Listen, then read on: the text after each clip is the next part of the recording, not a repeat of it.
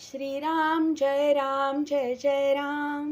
श्री अनंतकोटी ब्रह्मांड नायक राजाधिराज सच्चिदानंद सद्गुरु श्री ब्रह्मचैतन्य महाराज की जय। जय जय रघुवीर समर्थ। श्रीराम श्री ब्रह्मचैतन्य गोंदवलेकर महाराज प्रवचन 4 जुलै। देह हा देवाच्या प्राप्तीकरता आहे। एकदा असे झाले की एका साधूकडे चोरांनी चोरी केली। ते पळून जात असताना शिष्यांनी पाहिले, तेव्हा चोरांना धरून त्या शिष्यांनी खूप चोप दिला। हे त्यांचे करणे गुरुला समजले, तेव्हा त्या चोरांना आणून गुरुने त्यांच्या अंगाला तेल वगैरे लावून स्नान घातले आणि त्यांना पंचपक्वान्नांचे भोजन दिले। हे असे काय करता म्हणून शिष्यांनी गुरुला विचारले, तेव्हा त्याने शिष्यांना सांगितले की तुम्ही तरी काय करता? सर्वच जण देवाच्या घरी चोरी करत आहेत, कारण आपल्याला त्याने हा जो देह दिला तो देवाची प्राप्ती करून घेण्यासाठी म्हणून दिला, परंतु आपण ते न करता त्याच्यापासून विषय चोरतो आहोत की नाही? म्हणून विषयात आसक्ती न ठेवता आपण मनापासून देवाची भक्ती करावी। आपण सर्वांनी मी भगवंताकरिता आहे असे मनाने समजावे।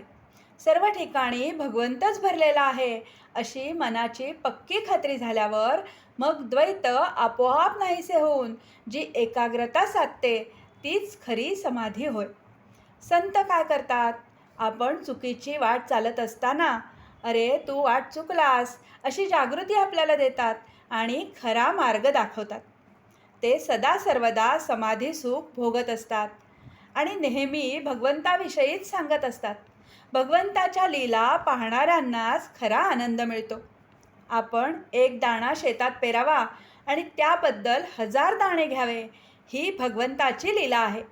भगवंताच्या ठिकाणी जे जे आहे ते सर्व आपल्या ठिकाणी आहे।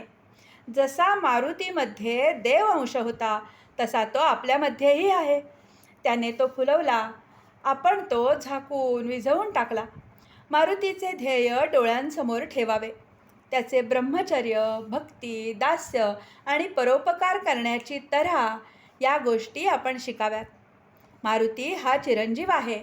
ज्याची तशी भावना असेल त्याला अजूनही त्याचे दर्शन होईल। मारुतीला सर्व सृष्टी रामरूप दिसली, हेच खरे भक्तीचे फळ आहे।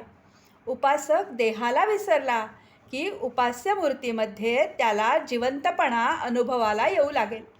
माझ्या देवाला हे आवडेल का अशा भावनेने जगात वागावे। हाच सगुणोपासनेचा मुख्य हेतू आहे। भगवंत दाता आहे, तो माझ्या मागे आहे, तो माझे कल्याण करणारा आहे, ही जाणीव झाली की जे मिळाले ते भगवंताच्या इच्छेने मिळाले ही भावना होऊन आहे त्या परिस्थितीमध्ये समाधान मिळेल। समाधान आणि आनंद हीच खरी लक्ष्मी होय। आपली वृत्ती अशी असावी की कुणाला आनंद पाहिजे असेल तर त्याने आपल्याकडे धाव घ्यावी। इतर संपत्ती कितीही दिली तरी पुरी पडत नाही, पण वृत्तीचा आनंद देऊन कधीच संपत नाही। आजचे बोधवचन, वृत्तीचे समाधान ही भगवंताच्या कृपेची खूण आहे। जानकी जीवन स्मरण। जय जय राम।